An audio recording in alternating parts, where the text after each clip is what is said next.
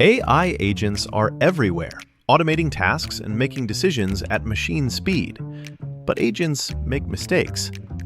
Just one rogue agent can do big damage before you even notice. Rubrik Agent Cloud is the only platform that helps you monitor agents, set guardrails, and rewind mistakes, so you can unleash agents, not risk. Accelerate your AI transformation at Rubrik.com. That's RUBRIK.com.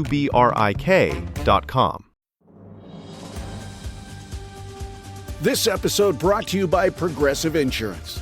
Do you ever find yourself playing the budgeting game?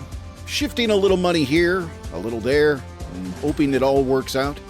Well, with the Name Your Price tool from Progressive, you can get a better budgeter and potentially lower your insurance bill too. You tell Progressive what you want to pay for car insurance, and they'll help find you options within your budget. Try it today at Progressive.com. Progressive Casualty Insurance Company and Affiliates. Price and coverage match limited by state law. Not available in all states.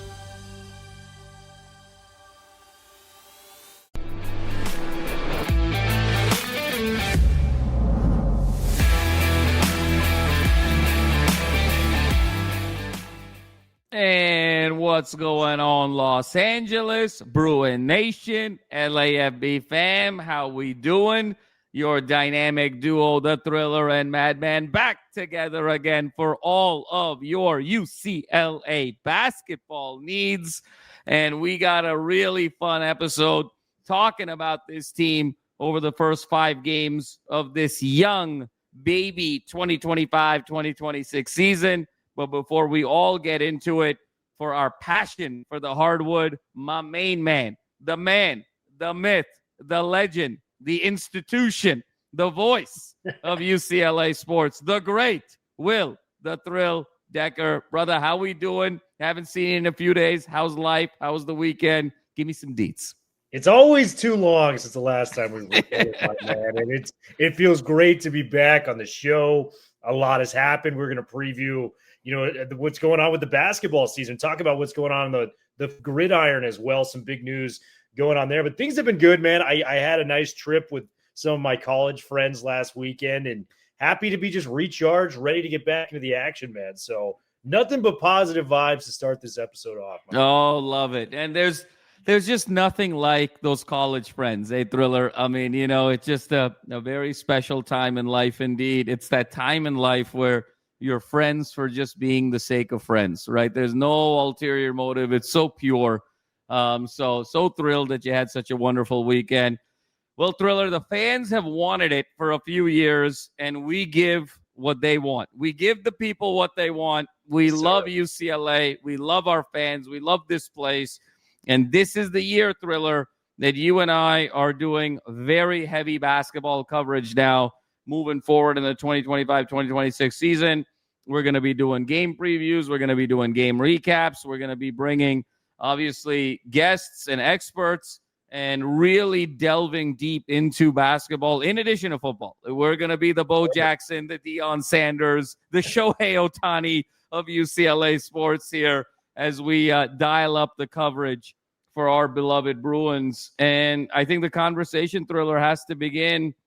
We're 5 games in, and I think this is a nice body of work to kind of start breaking down and analyzing this team over the course of the 25-26 season. Interesting breakdown, right? They're 4-1, started preseason number 12, sitting at number 19 right now.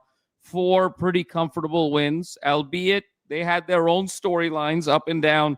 And then the marquee game against Arizona, which was sort of a nail-biter, kind of heartbreaker there at the end. Obviously, early storylines with Donovan Dent and his impact. Then, obviously, an interesting game with Arizona. And then the big storyline just last night, how Mick started, essentially 4 bench players, in the last game. Basically everyone other than Eric Daly Jr., was benched to start the game to really sort of re-emphasize toughness and his DNA, his culture of defense and whatnot. So, Thriller, I have a lot of thoughts, but I want to give you the floor to start things off. Just what's your assessment to this team starting the year 4-1? What were your expectations kind of going into the season, and how have they either been challenged or affirmed through this first handful of games? I think it was a rocky start when you look at, the level of competition that was laid out there. I mean, to beat Eastern Washington by 6 points, and I think the line was like over 25 points. Yeah. So they should have won that ball game. And you're kind of a little concerned, but they rallied. They beat Pepperdine by 11. Still probably should have won that by more. Mick is still kind of pissed in the press conferences. And West Georgia, you kind of step up. I think this team got a loss on their resume that can only help them moving forward. And what I mean by that is they blew the game late. When Tyler Bilodeau hit that three with about 7:18 left, I think he pushed it to like a 7-8 point lead at that time frame. You're thinking, holy cow, they're going to beat, the Wildcats. And lo and behold, it didn't go their way down the stretch. But as we were talking about off air and over the weekend, Arizona, I mean, they're probably going to be the number one team rolling around next week. I mean, they just beat UConn tonight. Like, this is the level of teams. They beat Danny Hurley. They beat the defending champion Florida Gators, and they beat us. And we, hung in that ball game about as tight as you could possibly be. So for our one loss right now through 5 games, to be the team that is likely the number one team in the country, my panic meter is not there. I think Mick Cronin, what he did last night, in terms of starting just 4 bench guys and, really giving us a taste of what we can see with Trent Perry out there. You and I kind of agreeing before the season started that Eric Daly is the most important player on this roster. 15 and 10 last night, casual. By the way, that dunk he had in the Arizona game, electrifying stuff to watch. So I love me some Eric Daly. But it was a response, man. You win by 31 points, largest margin of victory. I think even Ben Bolch touched on it. It's the smoothest the team has looked since, the UC Irvine, I think, preseason win. It was a loss that kind of course corrects a program, in my opinion. And I think Mick kind of being that tough guy that we know him to be. I mean, people forget he was kind of an understudy to Bob Huggins, who's like a legendary tough coach guy. I mean, I go back, and you might remember Joe Alexander. He was a lottery pick. It didn't really work out at West Virginia. They had the treadmill of death there. Do you remember this video? Yeah. They would run on the treadmill. I think it was like 6 or 7 minutes at full speed, and they would have to, make sure they're standing on there. People would be falling off the treadmill. It's tough as nails to play for Bob Huggins. That's clearly what Mick Cronin is, old school to the death. I like the response. And 2 things that I really like about this team trending forward is Donovan Dent. That hamstring injury clearly slowed him down a little bit offensively. He played probably the worst offensive game he's going to play all year against Arizona. This is a returning, the number one guy in the transfer portal. He went 5 of 16 from the floor. I see him really elevating his game. And Daly missed a month of practice leading up to the season start. He missed the first game completely. So Daly's kind of just getting back into his groove of things too. We saw the best game from Bilodeau against Arizona, which I think is really encouraging given the talent level on that floor. So the panic meter right now is at a 1. I don't feel, just yet, that there could be some sense of, urgency and we got to figure this out now. If we lose to Oregon in a couple Saturdays, maybe that goes up a little bit. But right now, as it stands, man, I've liked what I've seen. Yeah, no, Thriller, it's a really sort of some interesting points, great takes, as always. It's a fascinating team this year. They're different than a traditional Mick Cronin team for a couple of reasons. Number one is you would never equate defensive liability with a Mick Cronin team, particularly from his days at Cincinnati and his first half dozen years here at UCLA. So the fact that the team kind of started off the way they did against Eastern Washington, we talked about it at length, 50% shooting, 38 paint points. I mean, it was very alarming to see a Cronin team play like that. The other interesting piece here, Thriller, is the composition of the team. And they lack length on the perimeter in ways where they've always sort of had it in these Cronin years. When you think about Jaquez as a wing, when you think about Kobe Johnson last year, you and I talked about Jules Bernard. And so when you're looking at a Dent and a Sky Clark in your backcourt, and then you've got Daly, Bilodeau, Xavier Booker has been a find this year as your first 5. And then you got Trent Perry as sort of your microwave 6th man.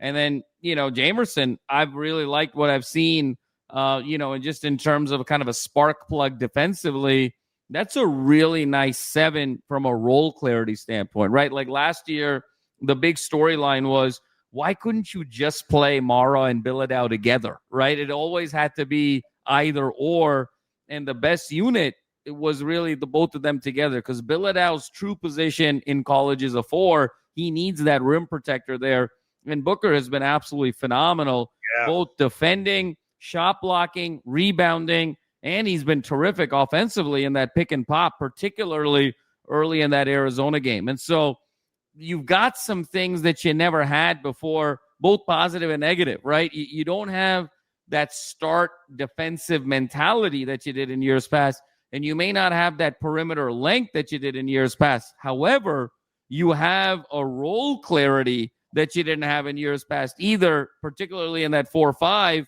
and with that first guard off the bench. And you have a lead guard in Donovan Dent, a caliber of whom you really haven't had since Lonzo Ball at the lead guard perspective. So that's what makes it so interesting, right?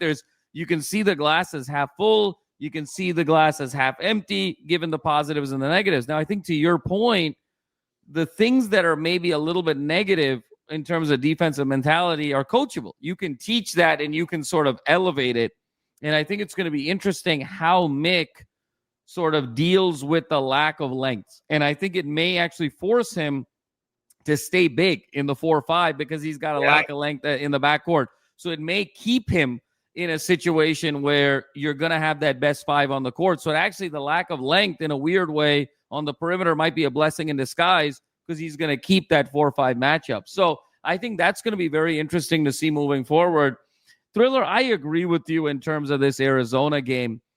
Arizona, I mean, Koa Pete is a lottery pick. They got Bradley, they got all of Burres, they got all of these guys. De Arroyo, I think his last day, he was killed us for 20. They're unreal. They're unreal. I mean, in terms of talent, beat Florida to your point, beat UConn. This is a team that's a legit Final Four team, could very well be a favorite to win the national championship already. And the fact that you played them so tough with Donovan Dent going 5 for 16, he looked limited offensively. That hamstring was really significant. Really there, and he was there. The fact that we were leading late without him, being at his best, I think that's such an encouraging sign for UCLA moving forward, dude. And just to kind of piggyback off your initial point, I think a lineup we should throw out there more, seeing what we saw from Jamerson last night, a couple rejections, mixing it up with the bigs against Sacramento State. I'd go Jamerson. I'd go Booker. Bilodeau is flexible enough where he can shoot the ball from the corner a little bit. Go huge. That's the best defensive lineup. Length always wins in the game of basketball in terms of defensive prowess. And, man, if you have 6'9" Tyler Bilodeau guarding wings out there with Daly, who's 6'8", 6'9" as well, maybe guarding twos, and you just let Donovan Dent go out there and cook like we know him to be, because Daly was shooting close to 40% from 3 last year. And then you got Bilodeau, who's a knockdown shooter. So you have the shooting out there with the size.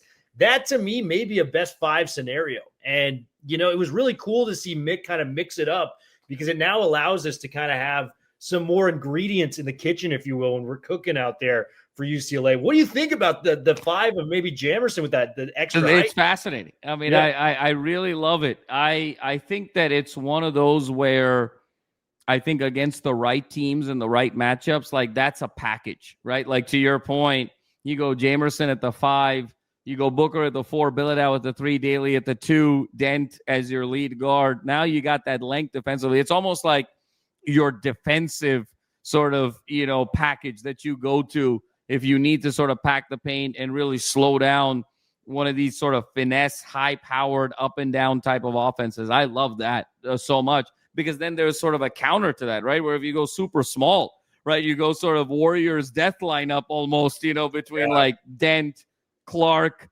Perry, and then you used to go with potentially even, you bring Jamar Brown off the bench, and then you go Bilodeau at the 5, right? You can go sort of super small with your shooters. You can go sort of super big in terms of the depth. So I like both of them very, very significantly. And I think if Mick is open to the expiration, that's always been the question with Mick, right? Where his rotation is super tight.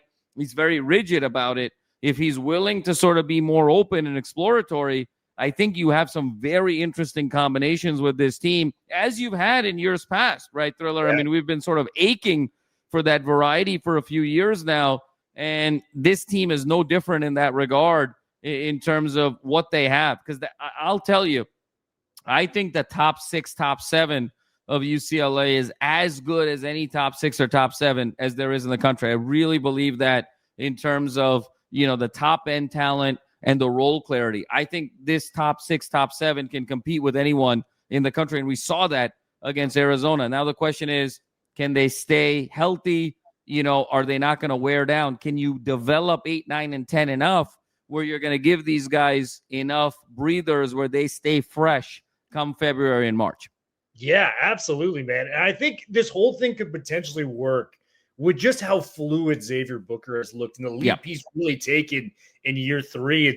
It's rare you get a guy from a Tom Izzo program that isn't developed and he goes to UCLA and he's making plays. I mean, the first play of the Arizona game on offense, he hits the big 3 to start it, where it's like, okay, we're here. We're ready to play U of A. Booker's fluidity, whether he's shooting from long distance, whether he's protecting the paint, he's got it, man. And it's really cool to see the athlete, the level of caliber that he has with his basketball IQ catching up to it in real time. And I'm really excited about the potential of that. So with Booker's fluidity, I think that lineup works. And, if the scoring is a problem, you got 2 heat check guys right off the bench in Trent Perry and Sky Clark. So I think it's something that needs to be explored. But I also want to explore this. We've talked about the first 5 games of the season. Let's talk about the next 5 games. What do you think we can do? We got a big game against Gonzaga, Saturday, December 13th, the number 13 team in the country. We were at the game last year, and we had a ball at it. Oh, no doubt. Right behind our boy Norm Powell. We made his Instagram story, which was insane. We had a lot of fun at that game. UCLA pulled that out, but we got Presbyterian on Friday night. You and I will be at that game from what it sounds like. And then we got, Cal. We got Cal Bears, the ACC Cal Bears playing UCLA. We're going up to Oakland and Berkeley for that. Washington, Oregon, and Gonzaga. So Presbyterian, Cal, Washington, Oregon, Gonzaga. What do you think our records through 5 games there? Thriller, I think there's a real world there where, none of those teams are as good as Arizona, Gonzaga included. And so on paper there, you think, 5-0 is very much in the cards. I think there's the reality is it probably might be 4-1 in those 5, where either Oregon or Gonzaga, they might drop just as they continue to sort of discover who they are defensively and from a rotation standpoint. So I would think, 4-1 at minimum. And I think there's a world where they can win all 5 if that message has been received, to our earlier point, after, the benching has taken place and that mentality is increased. So I think there's a lot to be excited about. I want to counter something with you because for all of the positives about this Arizona game and losing by 4 to potentially the number 1 team in the country, so you feel really, really close, you felt a little empty at the end of that game because of how the game was lost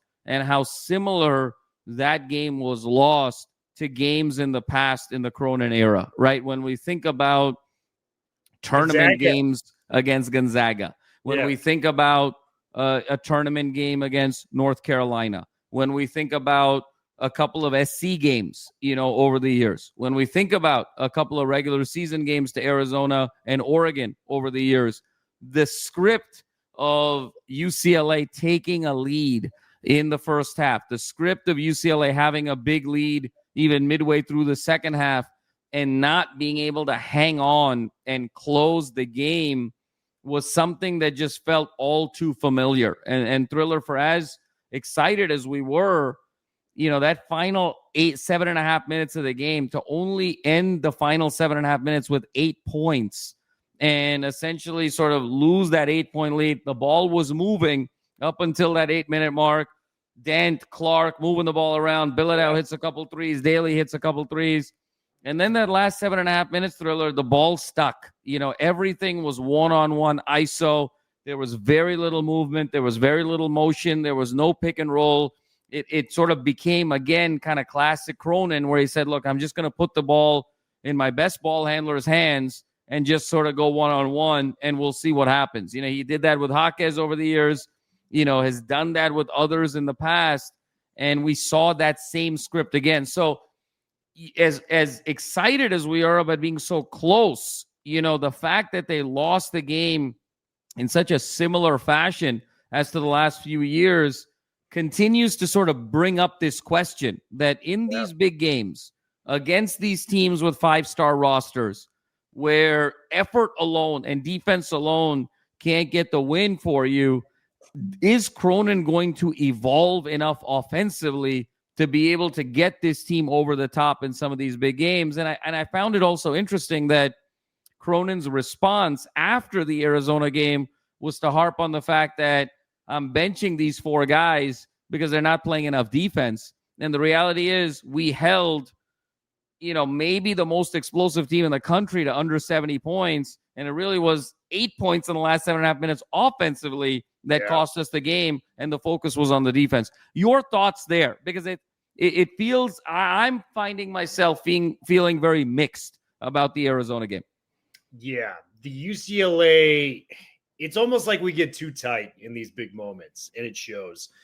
I'm going to take a point that Curt Cignetti made a couple weeks ago when the reporter asked him at Penn State, Indiana's lost here, they haven't won a game here ever. And he goes, well, my team's never played here. Right. This team has never played here. And it was a bad loss to probably the number 1 team in the country. The offense was stagnant. But when you have a player the caliber of Donovan Dent, hampered, nothing's going in for him, hamstring. I mean, this guy, there's an argument for this guy not being just the best point guard, but the best passer in the country in terms of facilitating to get his teammates open. He just didn't have it. So, if this is a trend moving forward with Dent, I think we've got to start talking about that. But given the injury, given it was just kind of a one-night affair, let's see how he plays against Gonzaga, in a couple weeks.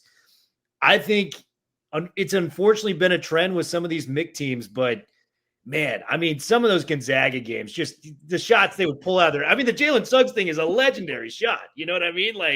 That is one where they did everything right, and it just Suggs just banks in a half quarter. There's nothing you could do. And God, who's the big man that drove me crazy at Gonzaga? God, what was his name? White dude. You know what I'm talking about? Yeah, right? yeah. Timmy. Yeah, Drew Timmy, just making these Kareem hook shots.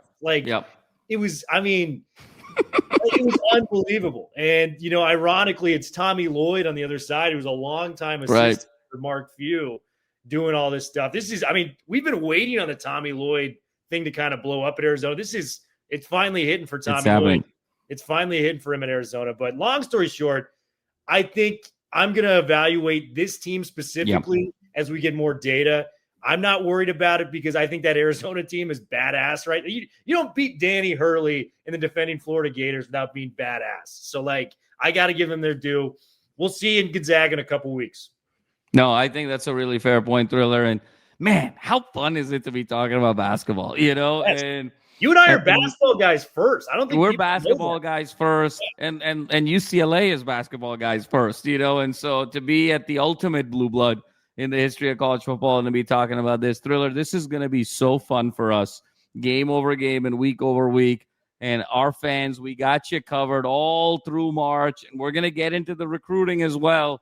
Thriller and I are going both feet in the pool here with basketball. You guys have asked for it the last couple of years. We've explored it. So this is episode 1 of many to come. So stay tuned. Really hit that like and subscribe button. As you know, we're trying to grow this community for our beloved Bruins. So it would mean the world to us to hit that like and subscribe button as we continue to create more content for our beloved Bruins. And so before we get out of here, got to pay the bills. You see the Sleeper app, number 1 sports app in the country today. You got live stats, engagement feed, real-time feeds, conversations. You can do over and unders. You can have all kinds of conversations on your favorite players and teams. Look at that. Thriller's got it up there.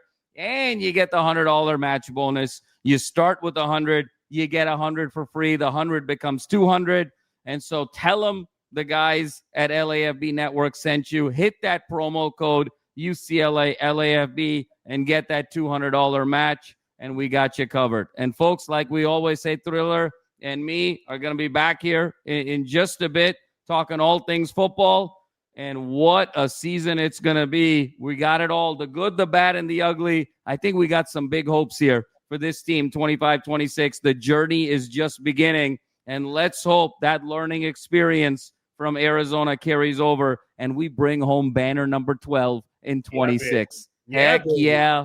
Be loud, be proud, be passionate, Bruins. And like we always say, 4's up forever, baby. 4's up forever.